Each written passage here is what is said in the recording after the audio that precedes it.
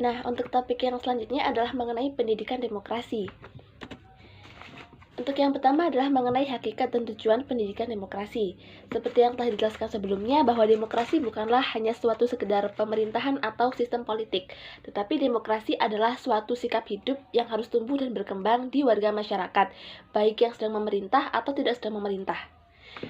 Nah, untuk demokrasi di suatu negara itu biasanya ditandai dengan adanya budaya demokrasi. Jadi, budaya demokrasi sendiri adalah pola pikir dan sikap warga masyarakat berdasarkan nilai-nilai kemerdekaan, persamaan, dan persaudaraan antar manusia dengan kerjasama, persatuan, dan persamaan, atau bisa disebut dengan bentuk penerapan dari nilai-nilai dalam prinsip demokrasi. Nah, untuk budaya demokrasi sendiri ini bisa diwujudkan dalam adanya pendidikan demokrasi. Apa sih pendidikan demokrasi itu?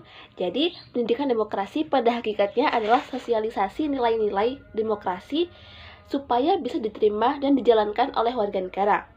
Tujuan dari pendidikan demokrasi sendiri adalah untuk mempersiapkan masyarakat agar berperilaku dan bertindak itu secara demokratis, melalui aktivitas menanamkan pada generasi muda mengenai kesadaran akan pengetahuan dan nilai-nilai demokrasi. Nah, untuk yang selanjutnya adalah mengenai bentuk pengajaran pendidikan demokrasi. Sebenarnya pendidikan demokrasi ini bisa dilakukan di mana saja dan kapan saja, tetapi di sini kita bisa kelompokkan menjadi 3 kelompok. Yang pertama adalah secara informal, secara formal, dan secara non-formal. Untuk secara informal sendiri, pendidikan demokrasi bisa dilakukan di lingkungan keluarga. Tak jarang kan suatu keluarga itu memiliki masalah. Nah, cara untuk menyelesaikan masalah ini bisa dilakukan secara musyawarah. Kemudian, kita bisa juga mengajarkan norma dan adat kesopanan sebagai bentuk komunikasi, kemudian memberikan kebebasan anak untuk berpendapat dan tidak memaksakan kehendak orang tua. Ini adalah salah satu bentuk pendidikan demokrasi di lingkungan keluarga. Untuk kelompok yang kedua adalah secara formal, di mana secara formal ini pendidikan demokrasi bisa dilakukan di sekolah, baik dalam bentuk intra maupun ekstrakurikuler. Untuk yang dalam bentuk intra ini, pendidikan demokrasi dilakukan di dalam kelas, jadi diajarkan langsung kepada muridnya melalui mata kuliah atau mata pelajaran. Kalau misalkan dari SD sampai SMA kita biasa kenal tuh PPKN atau pendidikan kewarganegaraan. Tetapi kalau misalkan dalam bentuk kuliah ini bisa dimasukkan ke dalam mata kuliah umum seperti IPS atau mata kuliah sendiri. Kemudian untuk yang ekstrakurikuler ini, siswa itu berkesempatan untuk masuk ke organisasi di sekolahnya. Jadi mereka bisa belajar untuk menjadi pemimpin, untuk memilih pemimpin, mengaspirasikan pendapatnya. Nah, untuk yang kelompok ketiga adalah secara non-formal, di mana secara non-formal ini pendidikan demokrasi berlangsung pada kelompok masyarakat, lembaga swadaya, partai politik, media pers, dan lain-lain. Contohnya, kita bisa berpartisipasi di lembaga atau organisasi politik, misalnya itu kelurahan seperti itu.